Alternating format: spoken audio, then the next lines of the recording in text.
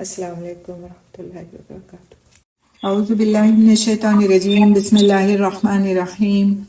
رب اشرح لی صدری ویسر لی امری واحلل عقدۃ من لسانی یفقہوا قولی، ربنا زدنا علما اللہم فقہنا فی الدین، ربی یسر ولا تعسر وتمم بالخیر۔ انشاءاللہ آج ہم سورہ بقرہ کی آیت نمبر 211 سے شروع کریں گے۔ ارشاد باری تعالیٰ ہے، اعوذ باللہ من الشیطان الرجیم، سل بنی اسرائیل کم آتیناہم من آیت بینہ ومن یبدل نعمت اللہ من بعد ما جاءتہ فإن اللہ شدید العقاب۔ ترجمہ، آپ بنی اسرائیل سے پوچھئے ہم نے انہیں کتنی ہی کھلی نشانیاں دیں، اور جو کوئی اللہ تعالیٰ کی نعمت کو بدل دے اس کے بعد کہ وہ اس کے پاس آ چکی ہو تو یقیناً اللہ تعالیٰ بہت سخت سزا دینے والا ہے، بہت سخت سزا والا ہے۔ تو اس میں جو بات کہی جا رہی کہ بنی اسرائیل سے پوچھے، تو اس سے پہلے کی آیات ہم نے جب پڑھی تو اس میں ہم نے دیکھا کہ لوگوں سے یہ بات پوچھی جا رہی ہے کہ اگر تم شیطان کی پیروی کرتے ہو، شیطان کے قدموں کی اتباع کرتے ہو، تو پھر تم آخر کس چیز کا انتظار کر رہے ہو کہ وہ چیز تمہارے پاس آ جائے جو پھر تم اپنی غفلت سے جاگو اور اللہ سبحانہ تعالیٰ کے بھیجے ہوئے احکامات کی پیروی کرو۔ تو یہاں پر ان کو ایک طرح سوال کر کے اور سوال کے ذریعے سے ان کو جھنجھوڑا جا رہا ہے کہ اگر تم اس بات کو سچا نہیں سمجھتے جو کچھ کہ اللہ سبحانہ تعالیٰ کی طرف سے نازل کیا گیا ہے اور ان احکامات کی پیروی نہیں کرتے، تو جا کر تم بنی اسرائیل سے پوچھو کہ ان کے ساتھ کیا ہوا اور انہوں نے کیا کیا، اور پھر تم کو اس بات کا یقین آ جائے گا کہ جو لوگ گمراہی کی روش اختیار کرتے ہیں ان کے لیے اللہ سبحانہ تعالیٰ کا شدید عذاب ہے، شدید عقاب ہے۔ فرماتے ہیں اللہ سبحانہ تعالیٰ اس آیت میں کم آتیناہم من آیت بینہ، یعنی ہم نے بنی اسرائیل کے لیے کہا جا رہا ہے نا کہ ان سے جا کے پوچھو، تو اللہ سبحانہ تعالیٰ فرماتے ہیں کہ ہم نے انہیں کتنی ہی کھلی نشانیاں دی، ہم نے انہیں کتنی ہی ایسی نشانیاں دیں جو حق پر دلیل تھیں، رسولوں کی صداقت پر گواہ تھیں، اور انہوں نے پہچان لیا، انہیں یقین آ گیا، مگر اس کے باوجود انہوں نے نعمت کی ناشکری کی، ایمان سے منہ موڑا اور کفر کیا۔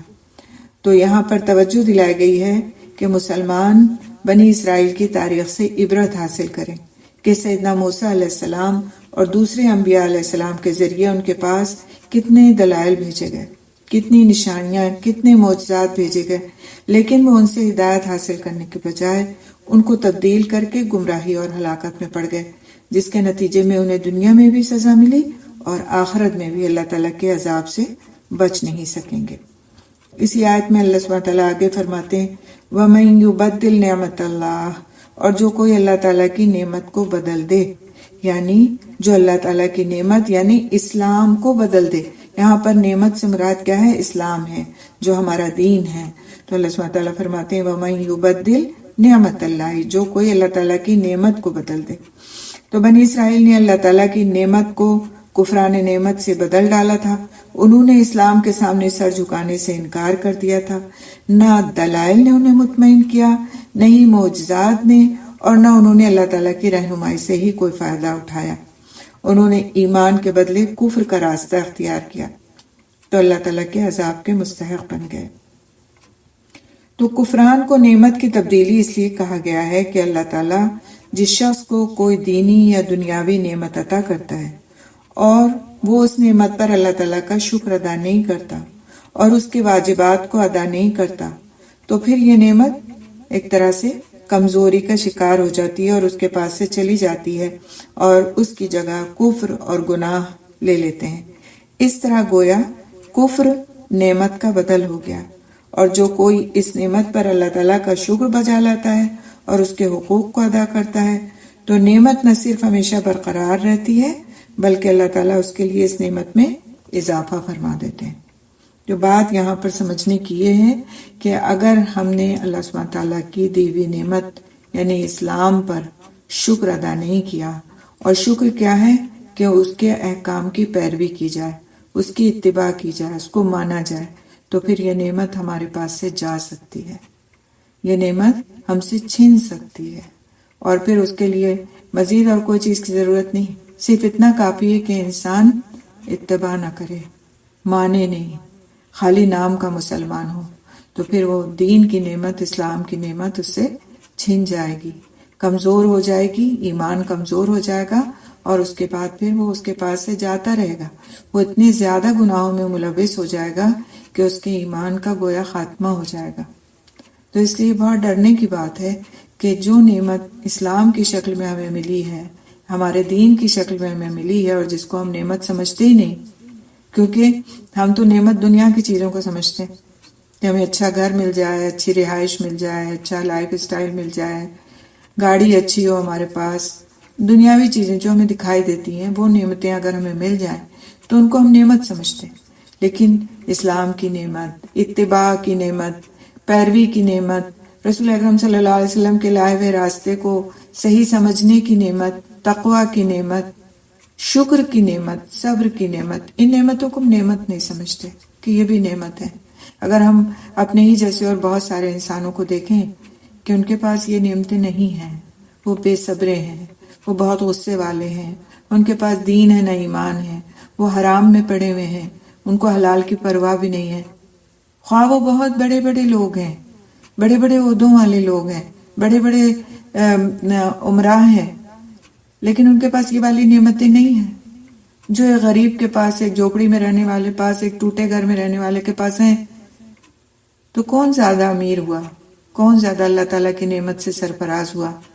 وہ شخص سرفراز ہوا جس نے اللہ کی نعمتوں کی قدر کی، اللہ تعالیٰ نے اس کو ان نعمتوں سے نوازا، اس کے شکر کرنے کے نتیجے میں، اس کے ان نعمتوں کے قدر کرنے کے نتیجے میں اس کو نیکیوں کے مواقع فراہم کیے اور اپنی رضا سے نوازا، اور انشاءاللہ آخرت میں اس کو جنت سے نوازے گا۔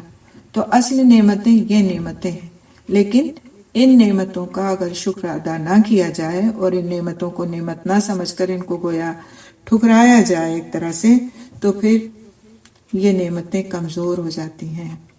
یہ جو ہمارے اندر اللہ سبحانہ تعالیٰ نے اپنے دین کی نعمت رکھ رکھی ہے، یہ کمزور ہو جاتی ہے، اور جب یہ کمزور ہو جاتی ہے تو پھر ایک وقت ایسا آتا ہے کہ یہ ہم سے چھن جاتی ہے، ہم سے ضائع ہو جاتی ہے، اور پھر بنایا نہیں بنتا ہے انسان سے کہ وہ اس کو کس طرح دوبارہ حاصل کرے۔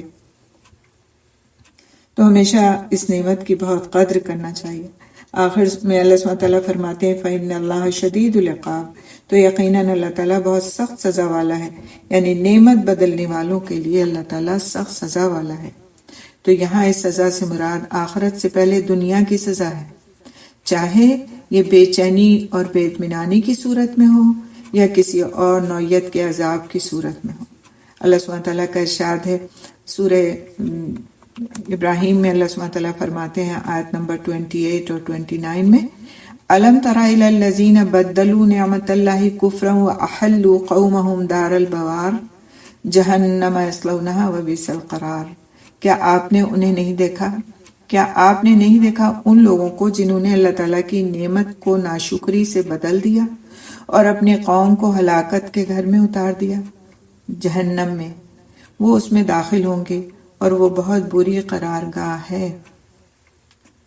اللہ تعالیٰ کا جو عذاب ہے، عقاب ہے، یہ بہت ہی ڈرنے کی چیز ہے، اور اگر اس کا خوف نکل جائے دل کے اندر سے تو پھر انسان جو چاہتا ہے وہ کرتا رہتا ہے۔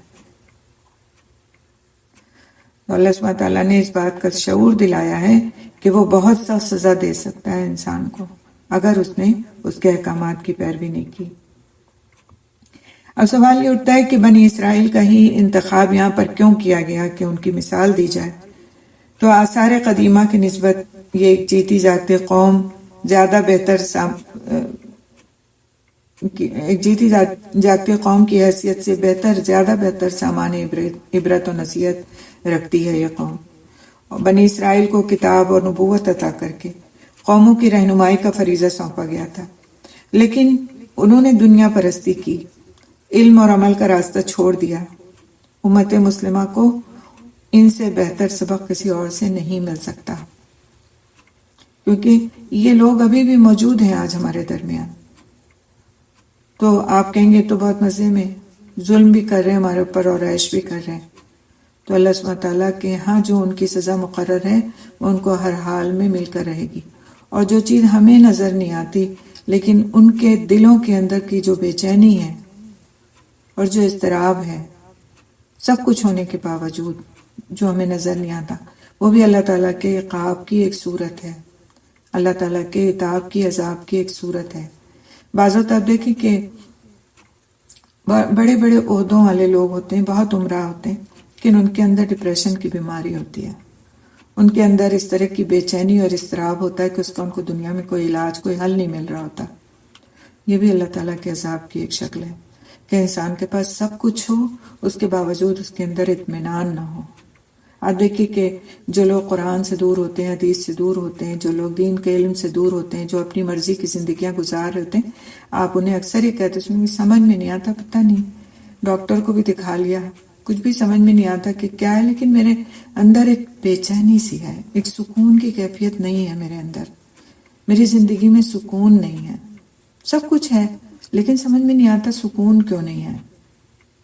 تو جو سکون کی تلاش ہے نا، اگر کوئی انسان کرتا ہے تو اس کو اللہ کے راستے کی طرف پلٹنا ہوگا، اس کو قرآن حکیم میں اس سکون کو تلاش کرنا ہوگا، ادروائز اس کو سکون نہیں مل سکتا۔ قرآن حکیم میں اللہ سبحانہ تعالیٰ فرماتے ہیں الا بذکر اللہ تطمئن القلوب، کیا اللہ تعالیٰ کا ذکر تمہارے دلوں کو اطمینان نہیں دیتا؟ تو اگر دلوں کا اطمینان قرآن میں نہیں ہے کسی کے پاس، تو اس کا مطلب کیا ہے کہ اس کا ایمان کمزور ہے، اور ایمان اگر کمزور ہے تو پھر اس بات کا سخت اندیشہ ہے کہ وہ کہیں اس سے چھن ہی نہ جائے۔ بہت فکر کی بات ہے۔ آج میں دیکھتی ہوں کہ ہماری ماشاءاللہ یہ کلاس جو ہے اتنے سینکڑوں لوگوں کی کلاس ہے، اور اس میں سے کتنے مختصر تعداد میں لوگ کلاس میں آئے ہوئے ہوتے ہیں، تو مجھے بڑی فکر ہوتی ہے اس بات کی کہ سبحان اللہ، موقع ملتے ہوئے کسی طرح کا کوئی دنیاوی مفاد سامنے نہ رکھتے ہوئے اس کلاس کو شروع کیا گیا کہ ہماری بہنیں اس سے فائدہ اٹھائیں، اس قرآن کو سمجھ سکیں کہ جس کو اب تک زندگی گزرنے کے باوجود نہیں سمجھا، یا اگر سمجھا ہے تو مزید اس کو پختہ کر سکیں، اس کے باوجود ہمارے پاس وقت ہی نہیں نکل پا رہا۔ تو پھر ہم اپنی شکایات لے کر کے کس طرح سے سامنے آ سکتے ہیں کہ ہم کو فلاں چیز کی شکایت ہے، فلاں چیز ہمارے پاس نہیں، اور یہ چیز نہیں ہے، وہ چیز نہیں۔ بعض وقت ساری چیزوں کے باوجود بھی ہمیں شکایت ہوتی ہے کہ سکون قلب نہیں۔ بعض وقت دنیاوی چیزوں سے ہم کمزور ہوتے ہیں اور ہم سوچتے ہیں کہ ہمارے پاس تو کچھ بھی نہیں، یعنی شکر کی نعمت سے محروم رہتے ہیں۔ تو شکر کی نعمت سے کون محروم ہوگا؟ جو اللہ تعالیٰ کے بتائے ہوئے راستے پر نہیں چلے گا، اور جب نہیں چلے گا تو پھر ظاہر ہے وہ کس چیز کے ذریعے سے اپنے شکر کا اظہار کرے گا، کیونکہ آپ دیکھیں کہ زبان سے شکر ادا کرنا کافی نہیں، اصل شکر کیا ہے کہ عمل کیا جائے۔ اگر انسان عمل نہیں کرتا تو دن بھر بھی وہ الحمدللہ کی تسبیح پڑھتا رہے، اس کو کوئی حاصل وصول نہیں ہوگا اس کا۔ اگر ہم نماز نہیں پڑھتے، اللہ سبحانہ تعالیٰ کے آگے جھکتے نہیں، قرآن نہیں پڑھتے، اگر ہم اپنی ڈے ٹو ڈے لائف میں حرام و حلال کا خیال نہیں رکھتے، اور ہم کہتے ہیں کہ اللہ کا بڑا شکر ہے، اللہ کا بڑا شکر ہے، تو یہ شکر ادا کرنا کام نہیں آئے گا اس وقت تک جب تک انسان عمل سے اس بات کا ثبوت نہ دے دے۔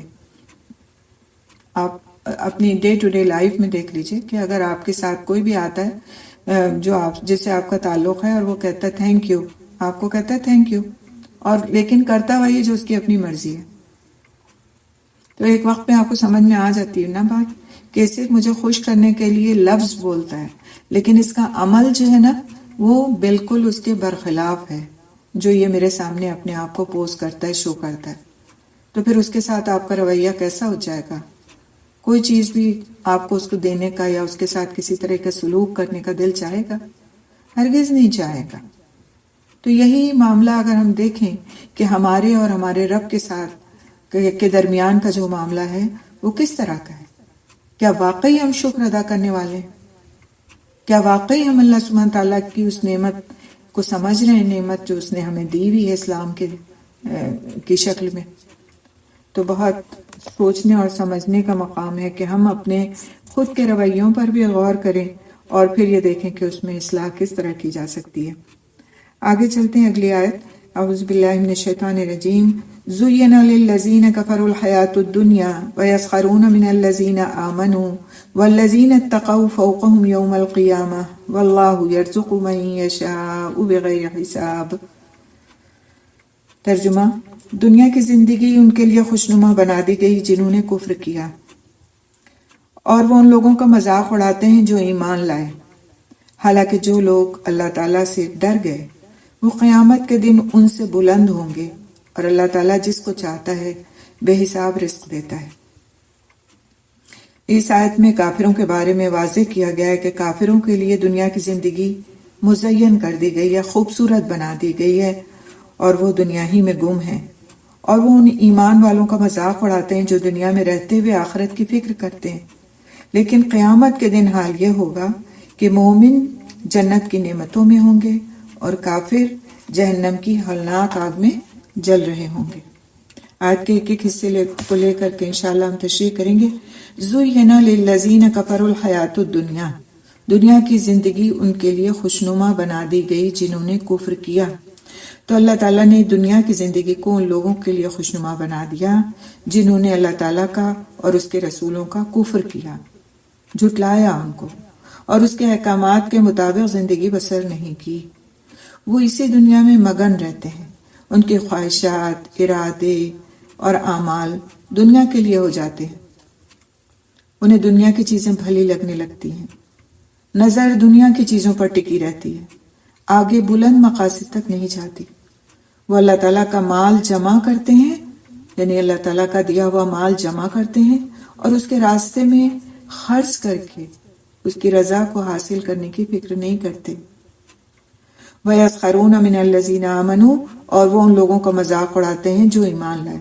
تو کافر دنیا کے لیے بھاگتے پھرتے ہیں، دنیا داروں کی عزت و تکریم کرتے ہیں اور ایمان والوں کا مذاق اڑاتے ہیں، اور کہتے ہیں یہ ہیں جن پر اللہ تعالیٰ نے احسان فرمایا ہے۔ تو کافر مالی اعتبار سے مسلمانوں کے مقابلے میں مضبوط تھے اس زمانے میں، آپ صلی اللہ علیہ وسلم کے زمانے میں، اور آج بھی ہیں، اور اس وجہ سے وہ مسلمانوں کا مذاق اڑاتے تھے۔ اہل ایمان ایمان کی محبت میں آخرت کے حصول کے لیے کوششیں کرتے تھے، پہلے بھی اور آج بھی۔ ان کے سامنے مقصد زندگی واضح ہوتا ہے۔ دنیا سے محبت کرنے والے ان مقاصد کو سمجھ نہیں سکتے، اس لیے وہ ایمان والوں کا مذاق اڑاتے ہیں۔ کیوں مذاق اڑاتے ہیں؟ اب یہ بات آج آپ سمجھ لیں کہ ایمان والوں کا مذاق کیوں اڑایا جاتا ہے۔ کیونکہ وہ لوگ جو مذاق اڑاتے ہیں ان کے پاس وہ سمجھ ہی نہیں ہے کہ وہ اس بات کو سمجھ سکیں کہ آخر یہ ایمان والے اپنے ایمان کی پختگی کی اتنی فکر کیوں کرتے ہیں۔ ان کو ان اعلیٰ مقاصد کا پتہ ہی نہیں، اس لیے کہ انہوں نے اس علم کو حاصل ہی نہیں کیا جو اس اعلیٰ مقصد کا پتہ دیتا ہے، جو اس گول کا پتہ دیتا ہے جو ایک ایمان والے کے پاس ہوتا ہے کہ اس کو وہ حاصل کرنا ہے، وہ اس کا مقصد ہے۔ اس کو حاصل کرنے کے لیے اسے کیا کرنا ہے، جو ایمان والے نہیں ہیں ان کو اس کا علم ہی نہیں ہے، اور اسی لیے وہ ان لوگوں کو دیکھ کر کے جو ایمان کے لیے محنت کر رہے ہوتے ہیں، تگ و دو کر رہے ہوتے ہیں، ان کا مذاق اڑاتے ہیں کہ ان کو دیکھو یہ کن کاموں میں لگے ہوئے ہیں، ان کو دیکھو بڑا وقت فارغ ہے ان کے پاس، جا کر کے تو 5 وقت مسجد میں وقت گزار کے آتے ہیں، ان کو دیکھو تو ان کے پاس اپنے کھانے کو ہے نہیں لیکن یہ صدقہ خیرات کر رہے ہوتے ہیں، دیکھو تو ان کو ذرا یہ دین کے کاموں میں والنٹیئر کر رہے ہیں بیٹھ کر کے، یہ طے وقت اگر کسی دنیاوی کسی جاب میں لگاتے تو آج ان کو کچھ پیسے مل رہے ہوتے۔ تو یہ سارے چیزیں کیا ہیں، مذاق اڑانے میں آتی ہیں کہ ان کو ان کی وہ محنت مذاق لگتی ہے، مذاق بنانے لائق لگتی ہے، کیونکہ ان کو ان کا مقصد نہیں پتا ہوتا۔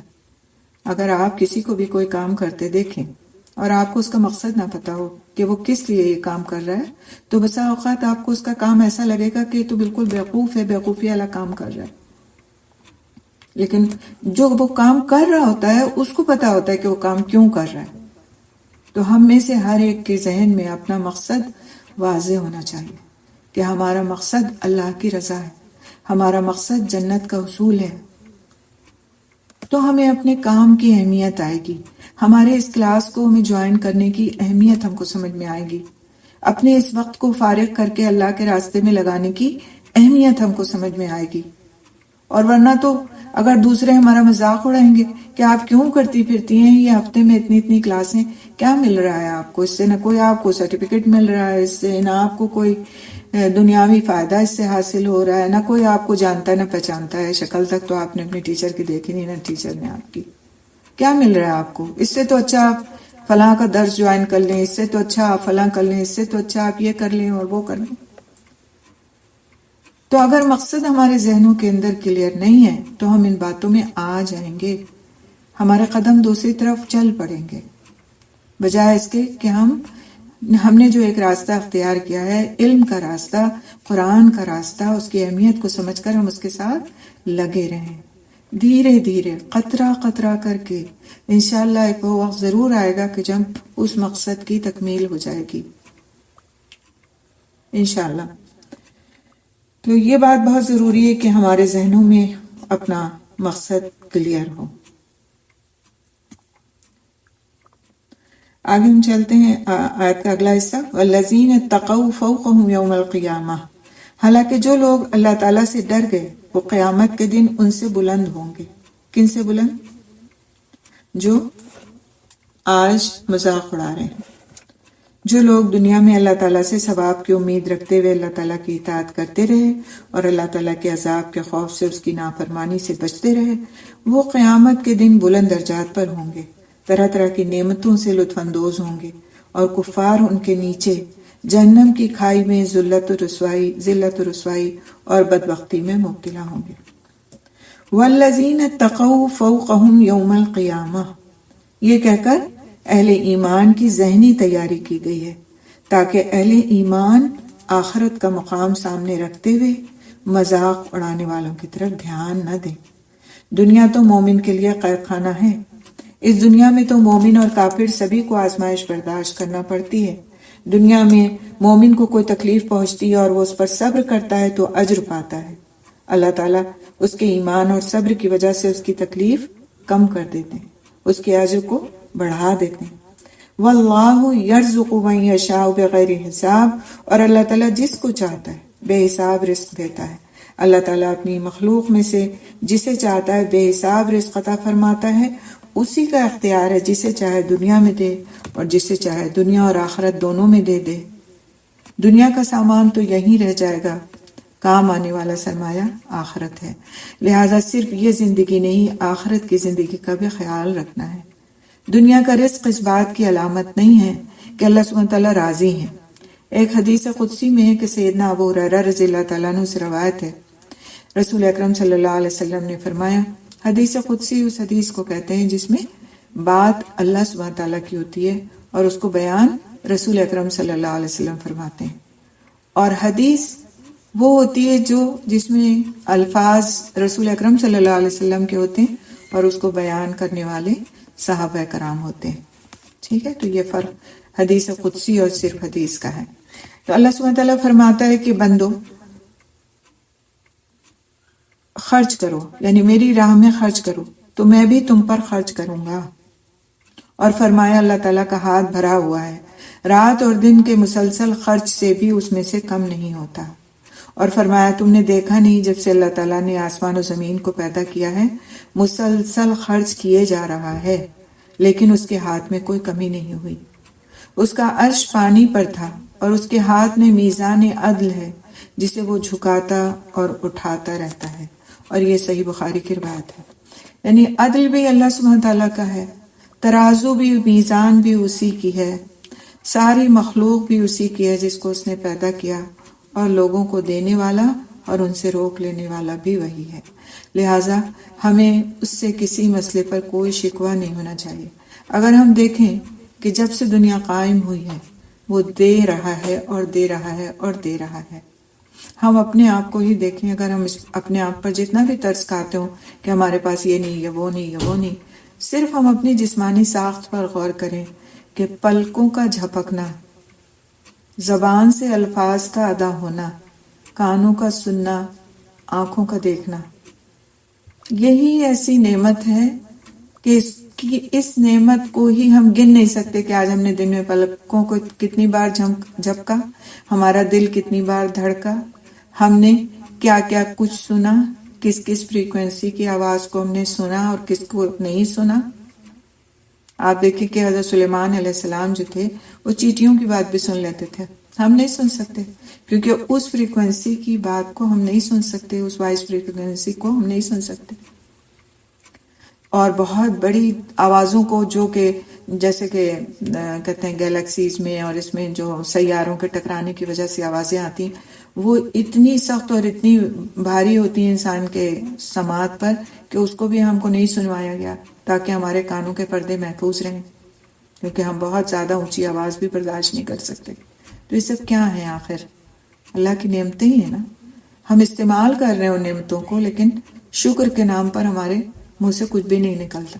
اور ہوتا کیا ہے کہ جب ان میں سے کوئی بھی ایک نعمت ذرا بھی ہم سے چھننے لگتی ہے، تھوڑی سی بھی اس میں کمی آنے لگتی ہے، تو ہم شکوے کرنے لگتے ہیں. ہمارے پاس صحت نہیں رہی، ہمارے پاس سننا ہم سے کم ہو گیا، ہماری بینائی کمزور ہو گئی ہے، اور ہم سے اب یہ نہیں ہو پاتا اور وہ نہیں ہو پاتا. تو شکوے آ جاتے ہیں بجائے شکر کے. اللہ سبحانہ تعالیٰ کا شکر ادا کرنا سیکھنا ایک لائف اسٹائل ہے کہ ہر موقع پر انسان اللہ کا شکر گزار ہو. اور یہ کب ہوگا؟ جب ہم کچھ دیر تنہائی میں بیٹھ کر کے واقعی اپنا محاسبہ کریں گے کہ ہم کو کیا کچھ نہیں ملا ہوا ہے، کیا کچھ. اگر ایک انسان صبح اٹھ کر ایک صحت مند انسان کی شکل میں اپنی صبح کرتا ہے اور پھر سارا دن اچھائی کے ساتھ گزارتا ہے، بے شک اس کو کھانے کو معمولی ملا ہوا ہوتا ہے، پینے کو اس کے پاس ٹھنڈا پانی نہیں ہوتا، گھر اس کا معمولی درجے میں ہوتا ہے، لیکن وہ اٹھتا ہے صبح میں تو فریش اٹھتا ہے، اس نے اپنی نیند پوری کی ہوتی ہے. تو یہ شکر کا مقام ہے. کیونکہ ہزارہا اس وقت دولت مند لوگ ایسے ہیں جن کو اس بات کی شکایت ہے کہ وہ رات میں سو نہیں پاتے ہیں.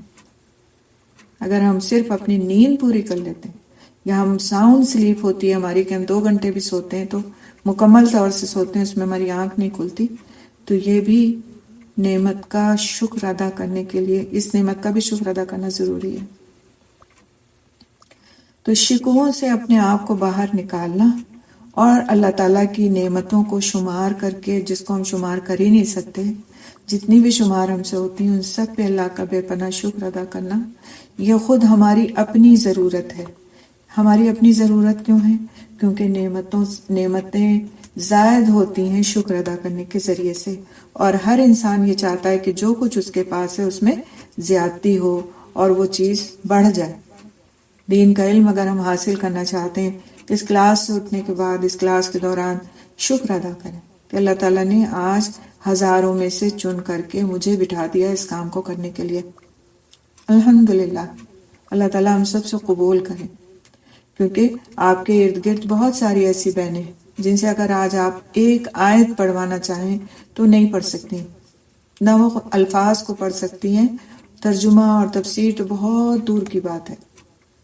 تو پھر شکر کا مقام ہے کہ نہیں کہ اللہ سبحانہ تعالیٰ نے چن لیا اپنی بہت سارے بندوں میں سے آپ کو کہ آپ اس کے قرآن کا علم حاصل کریں. اس کی قدر کرنا چاہیے، اور اگر اس میں لاپرواہی کا کسی وقت بھی خیال آئے تو اس کو بالکل شیطان کا حربہ سمجھنا چاہیے اور اس کو جھٹک دینا چاہیے کہ نہیں اور نہیں اور نہیں سننا مجھے اس معاملے میں شیطان کی کوئی بات، اور مجھے اس علم کے راستے کو کسی قیمت پر نہیں چھوڑنا. کیونکہ ایک بار میں نے چھوڑ دیا، ایک کلاس میں نے مس کر دی، تو پھر اگلے کی پھر خیر ہی ہے. الحمدللہ اللہ کا احسان، اللہ کی دی ہوئی توفیق ہے کہ سفر ہو یا کچھ بھی ہو، کوئی انتہائی ایسی مجبوری کی بات آ جائے، ادروائز کوشش یہی ہوتی کہ یہ کلاس کسی بھی صورت میں بند نہ کی جائے، اس کی چھٹی نہ کی جائے. کیونکہ میرے چھٹی کرنے سے آپ دیکھیں کہ بہت سارے لوگوں کا نقصان ہو جاتا ہے. اب پچھلے جمعے کو عید تھی، ٹھیک ہے، ہماری عید تھی، وہ اس وقت ایک مجبوری تھی کہ ہمیں نماز کے لیے جانا تھا. ادروائز جمعرات تک کی آپ کی کلاس میں نے پڑھائی، حالانکہ میں اپنے گھر پہ نہیں تھی، یہاں نہیں تھی، اس ملک کے بجائے دوسرے ملک میں تھی. لیکن یہ کتابیں اور ان کا ایک بیگ میرے ساتھ رہتا ہے. بہت کبھی کبھی گھر والوں کی طرف سے وہ بھی بات بھی آتی ہے کہ ایروپلین میں اتنا وزن لے جانا جو ہے یہ فیزیبل نہیں ہوتا، اور یہ آپ کا تھیلا اتنا وزنی ہوتا ہے اور یہ ضرور جاتا ہے ساتھ میں. میں نے کہا مجھے اس تھیلے کے بغیر تو کہیں سفر ہو ہی نہیں سکتا، کیونکہ میں ہفتے 2 ہفتے کے لیے جاؤں گی تو کلاسیں تو نہیں مس ہو سکتی، کلاسیں تو نہیں بند کی جا سکتی. تو آپ تو ویسے ہی تو پڑھا رہی ہیں نا، تو اس کی کوئی فیس وغیرہ تو نہیں نا، یہ سوالات ہیں. تو میرا جواب جو میں آپ کو بتا رہی ہوں صرف اس لیے بتا رہی ہوں کہ آپ اگر کبھی کہیں والنٹیئر کریں تو آپ کے پاس یہی جواب ہونا چاہیے کہ یہ میری انسانوں سے نہیں، اللہ سے کمٹمنٹ ہے. اور اللہ سے جو کمٹمنٹ ہوتی ہے وہ انسانوں کے مقابلے میں زیادہ اسٹرانگ ہونا چاہیے، پرائرٹی پر ہونا چاہیے یہ کمٹمنٹ، تب تو بات بنتی ہے، ادروائز نہیں بنتی بات. تو ہم اسی طرح سے ایک دوسرے سے سیکھتے ہیں. استاد بہت کچھ طالب علموں سے سیکھتا ہے اور طالب علم بہت کچھ استاد سے سیکھتے ہیں. تو یہ چیزیں کہیں لکھی بھی نہیں ملتی، بلکہ ہمیں ایک دوسرے کی تربیت کرتے ہوئے سمجھ میں آتی. تو مجھے افسوس ہوتا ہے ان لوگوں پر جو اس طرح کی کلاسز کو مس کرتے ہیں، چھوڑ دیتے ہیں، سوچ کر کے کہ ہم سن لیں گے، ریکارڈنگ سن لیں گے.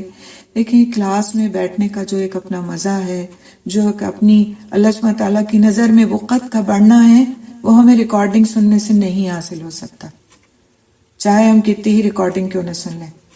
کبھی مجبوری میں سن لی تو بات الگ ہے، ادروائز اس کو اپنی عادت نہ بنائیں. کیونکہ جب اللہ کے بندے اس طرح مل کر کے بیٹھ کر کے اللہ کا ذکر کرتے ہیں تو اللہ سبحانہ تعالیٰ ان کا ذکر آسمانوں میں فرشتوں کے درمیان کرتا ہے. آپ سوچیں کتنی بڑی بات ہے نا. ہم میرے اور آپ جیسے حقیر اور گناہگار لوگوں کا تذکرہ آسمانوں میں کیا جائے، اور وہ بھی فرشتوں کے سامنے کیا جائے، اور وہ بھی اللہ سبحانہ تعالیٰ فرمائے، اور فخر کا اظہار کریں کہ یہ وہ بندے ہیں جو میرا ذکر کر رہے ہیں مل کر کے بیٹھ کر کے. اس سے زیادہ سرفرازی اور ہو کیا سکتی ہے؟ اس سے زیادہ عزت اور ہو کیا سکتی ہے؟ کہ جس چیز کو ہم اپنے لیے عزت سمجھتے ہیں اس میں ہماری کوئی عزت نہیں ہے، کیونکہ وہ ہمارے ذہن سوچ رہے ہیں کہ اس میں ہمارے لیے عزت ہے. عزت وہ ہے جو اللہ سبحانہ تعالیٰ عطا فرماتے ہیں، اور انشاءاللہ تعالیٰ عطا فرمائیں گے. بظاہر دنیا میں ہمیں لوگ چاہے جو کچھ بھی کہہ لیں، لیکن جو عزت اللہ کے ملنے والی ہے انشاءاللہ باذن اللہ وہ انتہائی عظمت والی عزت ہوگی. اللہ تعالیٰ ہم سب سے قبول کرے اور اس عزت کے لائق ہم کو بنا دے. رسول اکرم صلی اللہ علیہ وسلم نے فرمایا، ابن آدم کہتا ہے میرا مال میرا مال، حالانکہ اس کے مال میں سے اس کا اتنا حصہ ہے کہ اس نے کھایا، کھا کر ختم کر دیا، پہنا، پہن کر پرانا کر دیا، اور جو اللہ تعالیٰ کے راستے میں خرچ کر دیا وہ بچا لیا. یعنی وہ جمع ہو گیا اللہ سبحانہ تعالیٰ کے، اور ملے گا وہی. اور یہ صحیح مسلم کی روایت ہے.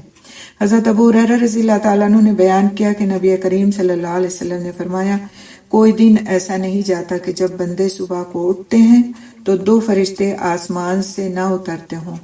ایک فرشتہ تو یہ کہتا ہے کہ اے اللہ خرچ کرنے والے کو اس کا بدلہ دے، اور دوسرا کہتا ہے کہ اے اللہ ممسک اور بخیل کے مال کو تلف کر دے، یعنی جو روک کے رکھنے والا ہے اور جو کنجوس ہے اس کے مال کو تلف کر دے، یعنی ختم کر دے. اور یہ بخاری کی روایت ہے. تو ہر دن یہ معاملہ کیا جاتا ہے. اب مال سے ہمارے ذہن میں یہی بات آئے گی نا کہ پیسے، تو بعض وقت ہمارے ذہن میں آتا ہے ہمارے پاس تو پورے دن کے خرچ کے لیے بھی پیسے نہیں ہوتے، تو ہم کہاں سے صبح صبح اس میں سے کچھ خرچ کریں. آپ دیکھیں خرچ کرنے کے لیے اللہ سبحانہ تعالیٰ نے ہم کو بہت کچھ نوازا ہے. ہمارے ہاتھ بالکل خالی ہیں، کچھ بھی نہیں، آج کا کھانا بھی نہیں ہے گھر میں، ٹھیک ہے، پھر بھی ہم بہت امیر ہیں. کس طرح امیر ہیں؟ ہم کسی کو ایک گلاس پانی تو پلا سکتے ہیں، ہم کسی سے اچھی بات کر سکتے ہیں، ہم کسی سے مسکرا کر مل سکتے ہیں، ہم کسی کا غم بانٹ سکتے ہیں، کسی کی خدمت کر سکتے ہیں، کسی کی مزاج پرسی کر سکتے ہیں، کسی کو قرآن کی ایک آیت پڑھا سکتے ہیں، سکھا سکتے ہیں، کسی سے کوئی اچھی بات ایسی کر سکتے ہیں کہ جس سے اس کی دنیا اور آخرت میں دونوں میں بہتری آ جائے. تو بتائیے ہم میں سے کون غریب ہے؟ کوئی بھی نہیں ہے، کوئی بھی غریب نہیں ہے. اللہ تعالیٰ نے سب کو مالا مال کر کے بھیجا ہوا ہے. بات صرف یہ ہے کہ ہم اپنے مال کی حیثیت کو پہچان لیں کہ ہمارے پاس کتنا مال ہے اور کیا کچھ نہیں ہے. اور سب سے بڑی دولت جو اللہ سبحانہ تعالیٰ نے ہمیں دی ہے وہ دین کی دولت دی ہے، جس سے بہت سارے اس وقت ہمارے آس پاس ارد گرد کے لوگ محروم ہیں. اور پھر دین کی دولت کے بعد ہم کو کتنی عظیم نعمت دی ہے قرآن کی شکل میں اس سے ہم مالا مال ہیں، اس سے ہمارے ذہن روشن ہوتے چلے جا رہے ہیں۔ یہ کیا کم نعمتیں ہیں؟ ان نعمتوں کو کم سمجھنا انتہائی، جس کو کہتے ہیں بے وقوفی کی بات ہے۔ اللہ تعالیٰ ہمیں ان نعمتوں کی قدر کرنے والا بنائے۔ آگے سوال یہ اٹھتا ہے اس آیت میں کہ کیا اللہ تعالیٰ کے بے حساب رزق کا تعلق صرف آخرت سے ہے؟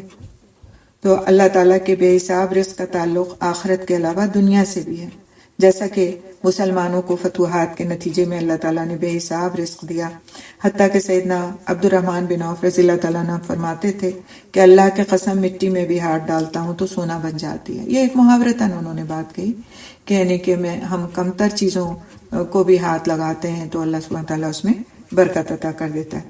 تو دنیا کا رزق تو وہ مومن اور کافر سب کو دیتا ہے۔ سیدنا سہل بن سعد رضی اللہ تعالیٰ عنہ سے روایت ہے کہ رسول اکرم صلی اللہ علیہ وسلم نے فرمایا، اگر دنیا اللہ تعالیٰ کے نزدیک مچھر کے پر کے برابر بھی اہم ہوتی تو اللہ تعالیٰ کافر کو ایک گھونٹ پانی بھی نہ پلاتے۔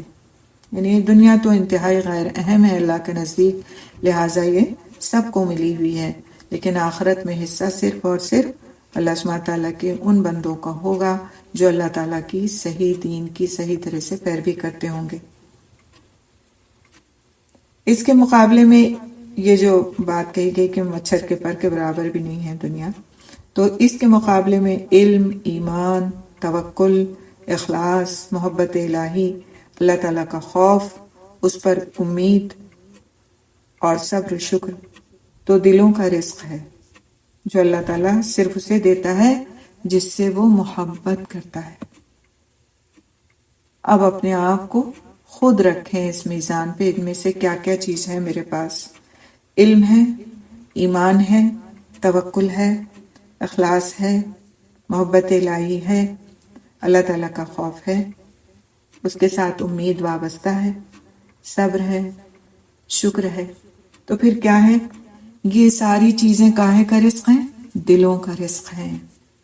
ہم جسم جن سے پرورش پاتے ہیں اس رزق کی فکر کرتے ہیں اور اس کو ہی ہم سمجھتے ہیں یہ رزق ہے، اور ہم کو یہ ملا ہوا ہے تو سب کچھ ملا ہوا، اور اگر نہیں ملا ہوا تو ہم انتہائی مظلوم ہیں۔ لیکن یہ جو سارے نام تذکرہ کیے گئے یہ دلوں کا رزق ہے، دلوں کی زندگی اسی رزق سے ہے۔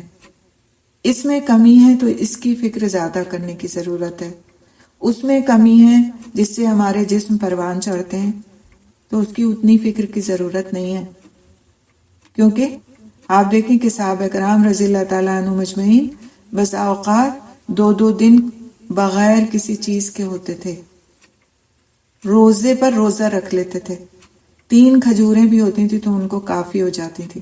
تو ہمارا جسم اللہ سبحانہ تعالیٰ نے اس طرح کا بنایا ہے جو کافی عرصے تک بھوک اور پیاس کو برداشت کر سکتا ہے، یا بہت چھوٹے سے اماؤنٹ پر بھی اس کی پرورش ہو سکتی ہے۔ لیکن ہم ہی ہیں کہ اس کو پھر ہر طرح کی نعمتوں سے اس کو سرفراز کرتے رہتے ہیں، اور جن چیزوں پر ہمارے دل کی صحت منحصر ہے، دل کی زندگی منحصر ہے، اس کی فکر نہیں ہوتی۔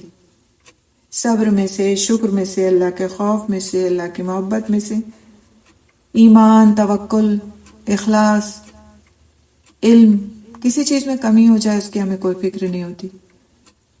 کیا آج ان چیزوں میں لیول کم ہے، دل میں گھٹا ہوا محسوس ہو رہا ہے، پیچھے لگ رہا ہے ہم جا رہے ہیں، لیکن اس کے باوجود جو ہے اس کی ہمیں فکر یوں نہیں ہوتی کہ اس میں بھی ہم زیادتی کی فکر کریں کہ آج میں نے شکر کم ادا کیا ہے تو مجھے کیا کرنا چاہیے، آج صبر کا دامن فلاں وقت پہ میرے ہاتھ سے چھوٹ گیا ہے تو مجھے کیا کرنا چاہیے۔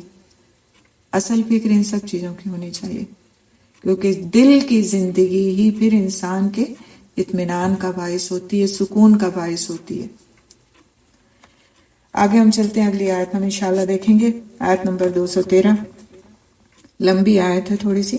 اعوذ باللہ من الشیطان الرجیم، وَأَنزَلَ مَعَهُمُ الْكِتَابَ بِالْحَقِّ لِيَحْكُمَ بَيْنَ النَّاسِ فِيمَا اخْتَلَفُوا فِيهِ وَمَا اخْتَلَفَ فِيهِ إِلَّا الَّذِينَ أُوتُوهُ مِن بَعْدِ مَا جَاءَتْهُمُ الْبَيِّنَاتُ بَغْيًا بَيْنَهُمْ فَهَدَى اللَّهُ الَّذِينَ آمَنُوا لِمَا اخْتَلَفُوا فِيهِ مِنَ الْحَقِّ بِإِذْنِهِ وَاللَّهُ يَهْدِي مَن يَشَاءُ إِلَى صِرَاطٍ مُسْتَقِيمٍ۔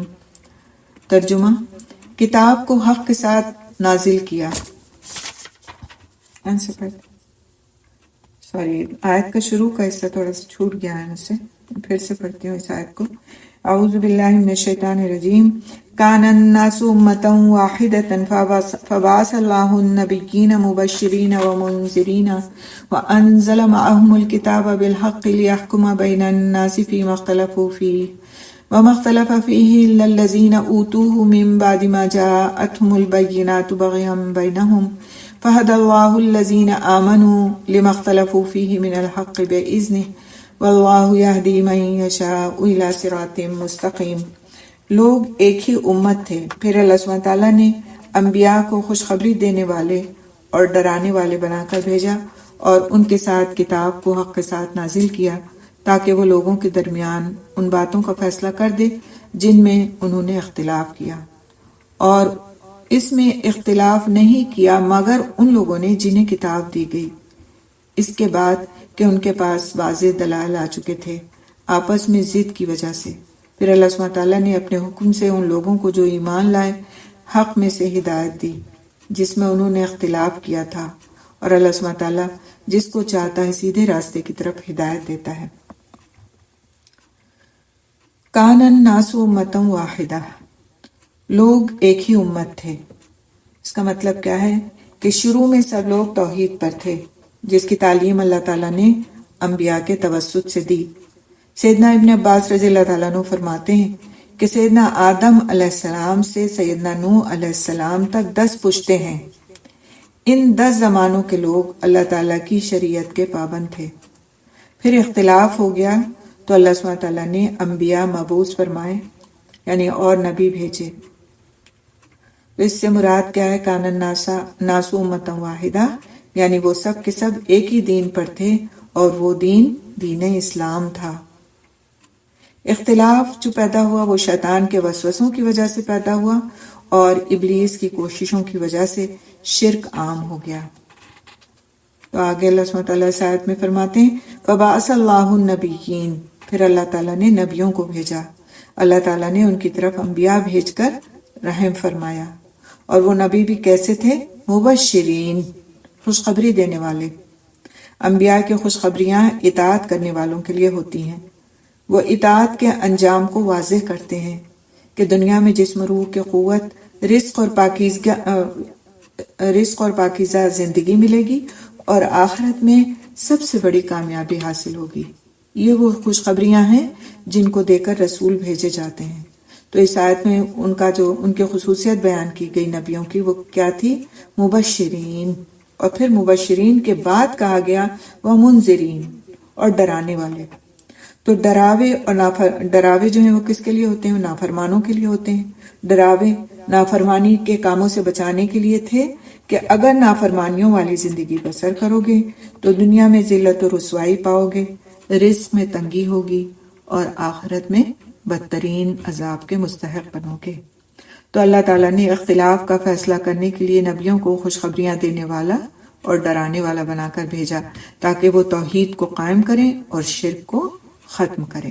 آگے اللہ سبحانہ تعالیٰ اس آیت میں فرماتے ہیں وَأَنزَلَ مَعَهُمُ الْكِتَابَ، اور ان کے ساتھ کتاب کو نازل کیا۔ تو اللہ سبحانہ تعالیٰ نے انبیاء کو کتابیں عطا کی، کس چیز کے ساتھ؟ بالحق، حق کے ساتھ، یعنی کتابوں میں جو خبریں ہیں وہ سچی ہیں اور عدل پر مبنی یعنی بیسڈ احکامات دیے گئے ہیں۔ اسی میں آگے پھر اس آیت میں اللہ سبحانہ تعالیٰ فرماتے ہیں لِيَحْكُمَ بَيْنَ النَّاسِ فِيمَا اخْتَلَفُوا فِيهِ، تاکہ وہ لوگوں کے درمیان ان باتوں کا فیصلہ کر دے۔ کون؟ نبی، یا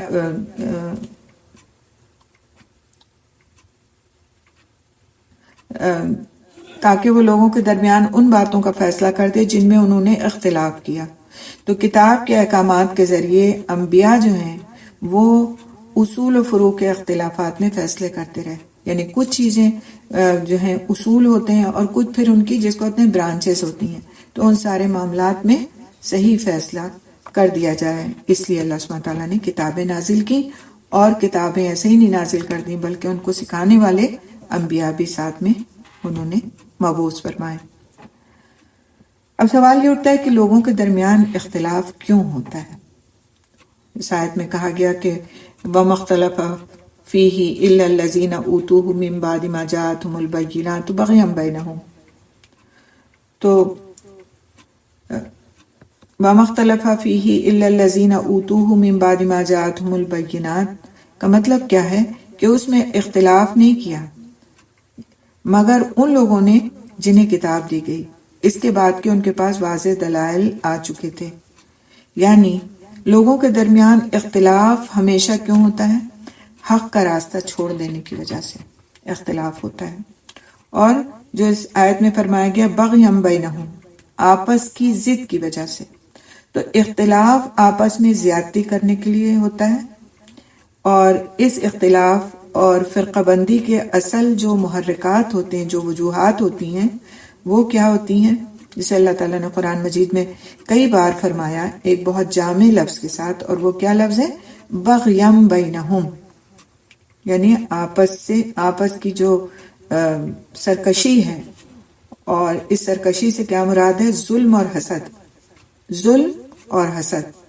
تو آپس میں ایک دوسرے پر جو ظلم کرنے کا مادہ ہے، آپس میں جو ایک دوسرے سے حسد کرنے کا مادہ ہے، اس کی وجہ سے بندوں میں اختلافات پیدا ہوتے ہیں، اور اسی وجہ سے فرقے بندیاں ہوتی ہیں. آج آپ دیکھیں کہ دین میں ہمارے کتنے فرقے بن گئے. سب اپنے آپ کو مسلمان تو کہتے ہیں، لیکن انہوں نے اپنے اپنے طور پر مختلف بدعات ایجاد کر کے ان احکامات کو پیچھے چھوڑ دیا ہے جو اللہ رسول نے دیے ہیں، جس کی ہماری کتاب، ہمارا قرآن شاہد ہے، اور اس سے وہ احکامات لیے جاتے ہیں. ان کو چھوڑ کر کے انہوں نے اپنی خواہش نفس کے تحت اپنی بدعات ایجاد کر لی اور ان پر چل پڑے، اور آپس میں ایک دوسرے سے مختلف ہیں. آپ دیکھیں کہ ایک جماعت ہے، وہ اپنے آپ کو کچھ اور کہتی ہے، اس نے اپنے کچھ اور طور طریقے اپنائے ہیں. دوسری ہے، وہ کچھ اور اپنے آپ کو کوئی نام دیتی ہے، اس نے کچھ اور طور طریقے اپنائے ہیں. تو یہ جو اختلافات ہیں، ان کی وجہ کیا ہے؟ ظلم ہے اور حسد ہے. اور سب آپس میں ایک دوسرے سے کیا ہے؟ ان کو ایک دوسرے سے حسد ہے. ان کی تعداد نہ بڑھ جائے، کہیں ان کے ماننے والے زیادہ نہ ہو جائے. اور ظلم کیا ہے؟ کہ ایک دوسرے کی کاٹ میں لگے رہتے ہیں، ایک دوسرے کے ساتھ غلط رویہ، غلط معاملہ اختیار کرتے ہیں، جو کہ ایک مسلمان کو دوسرے مسلمان کے ساتھ نہیں کرنا چاہیے اور نہیں روا رکھنا چاہیے. تو اس آخری ٹکڑے کے اندر اس عظیم ذمہ داری کی طرف بھی اشارہ ہے جو اس امت پر دین حق کی امانت سے متعلق عائد ہوتا ہے، کہ اس حق کو پا کر کے، اس حق کو پانے کے باوجود بھی تم ایسا نہ کرنا کہ تم اختلافات کرنے والے بن جاؤ، جس طرح دوسرے تم سے پہلے بن گئے تھے. تو حق کا راستہ چھوڑ دینے کا سبب بغض و عناد بنتا ہے، اور جو تقلید اور بدعات کی وجہ سے پیدا ہوتا ہے، اور حق کا راستہ چھوڑ دینے سے اختلافات بڑھتے چلے جاتے ہیں، حتیٰ کہ امت کے اتحاد کا معاملہ ناممکن ہو جاتا ہے.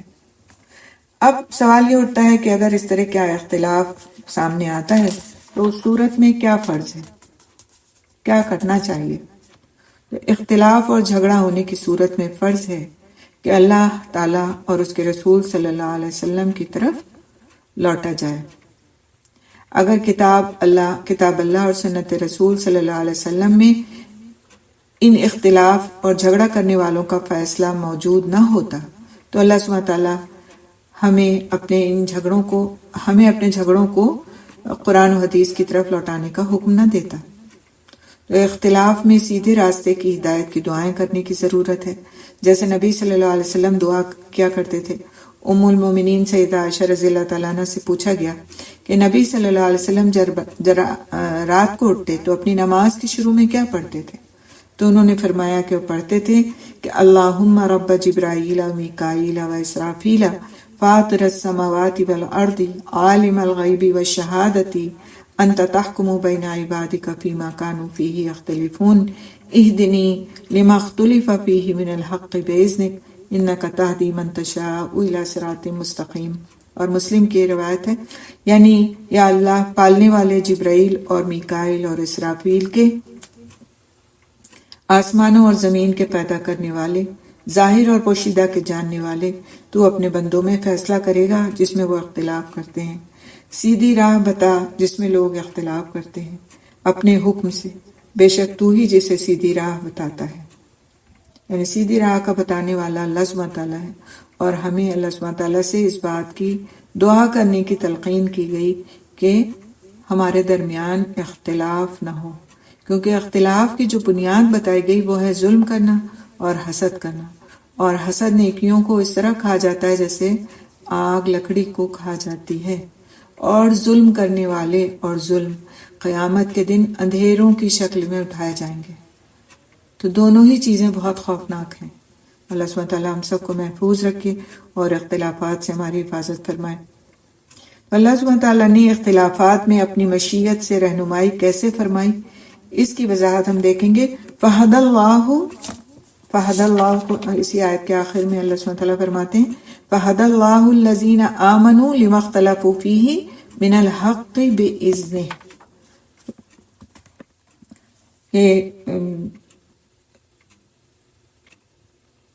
سب سے پہلے تو کیا چیز بتائی گئی؟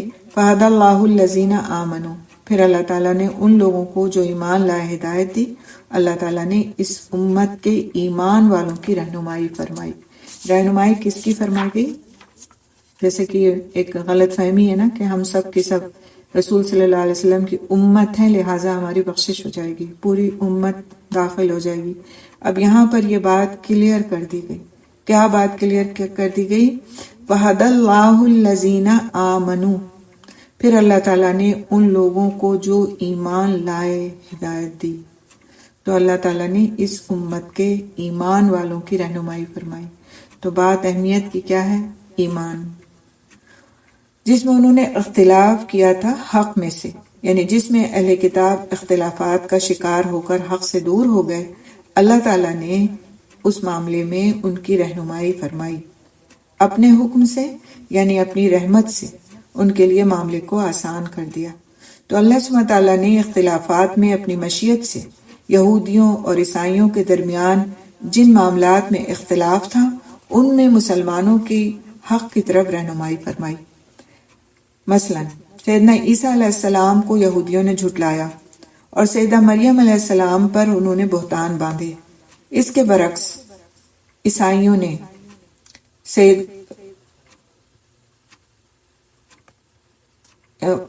کیا کام کیا؟ سیدنا عیسیٰ علیہ السلام کو خدا بنا لیا، الہ بنا لیا، اور سیدہ مریم علیہ السلام کو خدا کی ماں کا نعوذ باللہ درجہ دے دیا۔ تو اللہ تعالیٰ نے مسلمانوں کی حق کی طرف رہنمائی فرمائی۔ کیا رہنمائی فرمائی؟ کہ وہ اللہ تعالیٰ کے رسول اور فرما بردار بندے تھے، نہ وہ الہ تھے، نہ ان کی ماں الہ کی ماں تھی، بلکہ وہ کیا تھے؟ وہ رسول تھے اللہ تعالیٰ کے، اور وہ فرما بردار بندے تھے۔ یہ رہنمائی قرآن میں مسلمان کو دی گئی۔ ابو ہریرہ رضی اللہ تعالیٰ عنہ سے روایت ہے کہ نبی کریم صلی اللہ علیہ وسلم نے فرمایا، بخاری کی روایت ہے، ہم دنیا میں تمام امتوں کے بعد ہونے کے باوجود قیامت میں سب سے آگے رہیں گے، فرق صرف یہ ہے کہ کتاب انہیں ہم سے پہلے دی گئی تھی۔ یہی یعنی جمعے کا دن، اس کے بارے میں فرمایا گیا، یہی ان کا بھی دن تھا جو تم پر فرض ہوا ہے، یعنی جمعے کا دن، لیکن ان کا اس کے بارے میں اختلاف ہوا اور اللہ تعالیٰ نے ہمیں یہ دن بتا دیا، اس لیے لوگ اس میں ہمارے تابع ہوں گے۔ یہود دوسرے دن ہوں گے اور نصارہ تیسرے دن، یعنی ان میں سے یہود نے ہفتے کا دن اپنے لیے چن لیا تھا اور نصارہ نے اپنے لیے اتوار کا دن چن لیا تھا، لیکن مسلمانوں کے لیے جمعے کا دن اللہ سبحانہ تعالیٰ نے سلیکٹ کیا۔ واللہ یہدی من یشاء الی صراط مستقیم، اور اللہ تعالیٰ جس کو چاہتا ہے سیدھے راستے کی طرف ہدایت دیتا ہے۔ تو اللہ تعالیٰ نے مخلوق پر حجت قائم کرنے کے لیے انہیں سیدھے راستے کی طرف دعوت دی ہے، تاکہ وہ یہ نہ کہہ سکیں کہ ہمارے پاس تو کوئی ڈرانے والا نہیں آیا تھا۔ اللہ تعالیٰ نے اپنی رحمت سے جسے چاہا ہدایت سے نواز دیا۔ تو اللہ تعالیٰ اپنے بندوں کو صراط مستقیم کے لیے چن لیتا ہے، جو حق پر چلتے ہیں، جو لوگوں کے خواہشات کے مطابق ادھر ادھر نہیں ہٹتے، جو حق پر جمتے ہیں، جو انسانوں کی پسند اور رجحانات کے مطابق کھلونا نہیں بنتے ہیں۔ تو ایسے لوگوں کو، ایسے بندوں کو اللہ سبحانہ تعالیٰ اپنے راستے کے لیے چن لیتا ہے۔ تو اگر یہ جو شکایت ہوتی ہے نا، اکثر لوگ کہتے ہیں یہ بات کہ اگر ہم کو ہدایت ملتی تو ہم بھی وہی کرتے جو آپ کر رہے ہیں، تو ہدایت کس کو ملتی ہے؟ چنے کون جاتے ہیں صراط مستقیم کے لیے؟ جو اللہ سبحانہ تعالیٰ کے بتائے ہوئے راستے کی واقعی پیروی کرتے ہیں دل و جان کے ساتھ، اور لوگوں کی خواہشات کے مطابق اور اپنی خواہش نفس کے مطابق ادھر ادھر نہیں ہٹتے، بلکہ حق پر جم کر کے چلتے ہیں، اور جو صرف لوگوں کے کہنے سننے سے ان کا کھلونا نہیں بنتے، بلکہ ان احکامات کی پیروی کرتے ہیں جو اللہ سبحانہ تعالیٰ نے ان کے لیے بنائے ہیں۔ تو اب ایک سوال اور اٹھتا ہے کہ اللہ تعالیٰ جسے چاہتا ہے صراط مستقیم دکھاتا ہے، تو اس نے مسلمانوں کو کیسے صراط مستقیم دکھائی؟ تو یہودیوں اور عیسائیوں نے اختلاف کیے، تو اللہ سبحانہ تعالیٰ نے مسلمانوں کو صراط مستقیم دکھائی۔ جیسے مقدس دن کے بارے میں یہودیوں نے ہفتے کو، عیسائیوں نے اتوار کو اپنے لیے مناسب قرار دیا، تو اللہ سبحانہ تعالیٰ نے مسلمانوں کو جمعۃ المبارک کا دن اختیار کرنے کی ہدایت دی۔ رسول اکرم صلی اللہ علیہ وسلم نے فرمایا، ہم دنیا میں سب سے پیچھے تھے، یعنی سب سے آخر میں آنے والی امت تھے، لیکن جنت میں سب سے پہلے جائیں گے۔ اہل کتاب کو ہم سے پہلے کتاب دی گئی اور ہمیں قرآن سب سے آخر میں دیا گیا۔ اہل کتاب مختلف فرقوں میں بٹ گئے، اور اللہ تعالیٰ نے اپنے ارادے سے اختلافات میں ہماری صحیح رہنمائی فرمائی۔ اہل کتاب میں ہفتے کی چھٹی منانے میں اختلاف ہو گیا، کوئی ہفتہ مناتا ہے، کوئی اتوار۔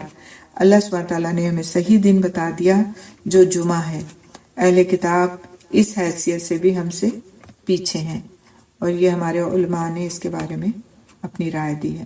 سیدنا ابراہیم علیہ السلام کے بارے میں بھی یہودیوں اور عیسائیوں کے درمیان اختلاف ہوا، تو اللہ سبحانہ تعالیٰ نے مسلمانوں کی صراط مستقیم کی طرف رہنمائی کی اور بتایا کہ وہ حنیف یعنی یکسو اور مسلم یعنی فرما بردار تھے۔ یعنی ابراہیم علیہ السلام کے بارے میں بھی انہوں نے جھگڑے ڈالے، مانتے تھے ابراہیم علیہ السلام کو، یہود بھی اور نصارہ بھی، لیکن کوئی انہیں کچھ اپنے لیے اپنا نبی اور ان کو اپنے لیے مخصوص کرتا تھا، اور دوسرا اپنے لیے مخصوص کرتا تھا۔ تو اللہ سبحانہ تعالیٰ نے ان سارے اختلافات کو ختم کر دیا اور بتایا یہ کہ وہ کیا تھے، وہ حنیف یعنی یکسو اور مسلم یعنی فرما بردار تھے، نہ وہ عیسائی تھے اور نہ یہودی تھے۔ تو یہیں پہ ہم رکتے ہیں، انشاءاللہ تعالیٰ اگلی آیت ہم نیکسٹ کلاس میں کریں گے۔ سبحان اللہ بحمدہ، سبحانک اللہم بحمدک، نشہد ان لا الہ الا انت، نستغفرک ونتوب الیک۔ السلام علیکم ورحمۃ اللہ وبرکاتہ۔